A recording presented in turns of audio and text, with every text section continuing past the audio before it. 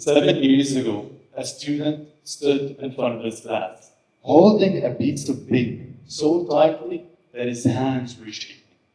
He looked at the paper, then the class, then back at the paper. His hands were shaking. And when he finally tried to speak, words wouldn't come out properly. Students laughed, and other students didn't laugh. And some students tried completing the sentences for him. But this student went back to his seat, believing in something dangerous, believing in limits. He started saying things like, maybe this is who I am, maybe this is my limit. But the most dangerous thing in life is not failure. The most dangerous thing in life is accepting limits that were never truly yours. Because today, the same student is standing in front of you giving a second TEDx speech.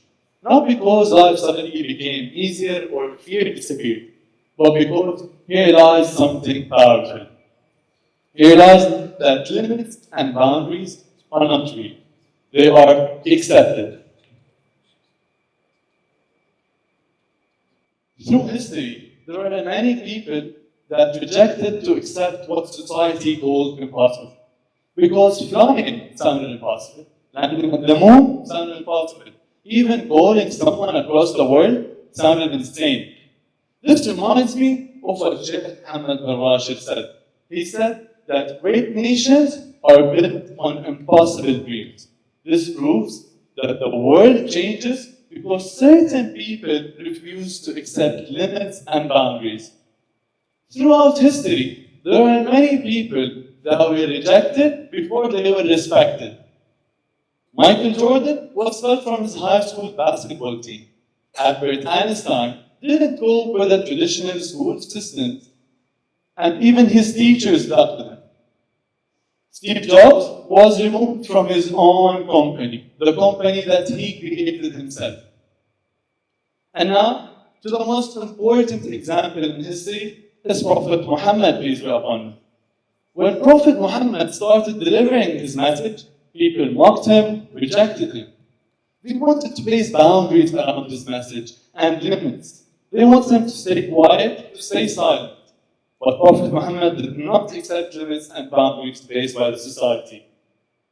And his message has impacted a lot of people.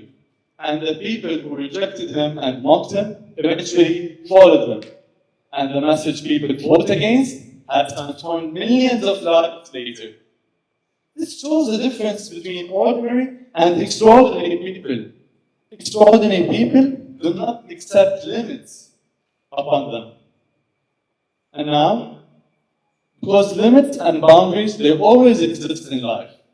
So, people will doubt you, fear will test you, and failure is going to challenge you. So it's up to you. Will you accept those limits or break them? Think about Thomas Edison. People remember Thomas Edison for the light bulb, but they forget the process. More than 1,000 experiments, 1,000 failures, 1,000 moments where quitting would have been much more easier. But he kept trying, he kept believing that there is one chance of success.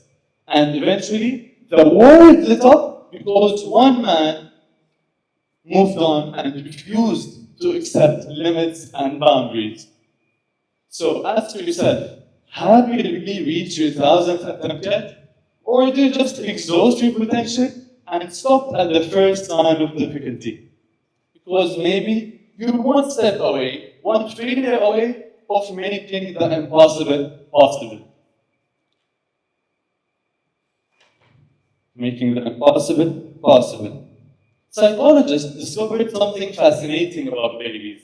They discovered that babies are not naturally afraid of snakes.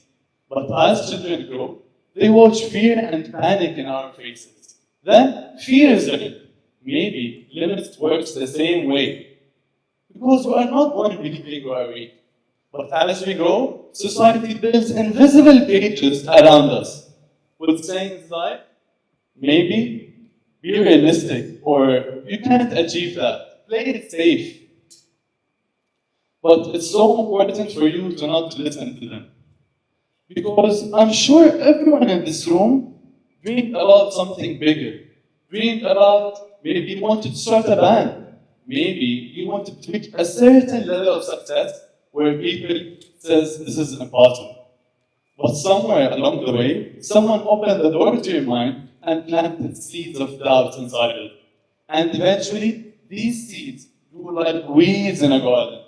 And your dreams that were wild as the ocean, now they're forced into cages to make other people comfortable, not you. So I want to leave you with this today. This speech isn't about becoming someone else. This speech is about becoming your older self. The version that dared more. The version that did not accept limits. And I'm sure that this version is ready to redefine what's possible. Thank you very much.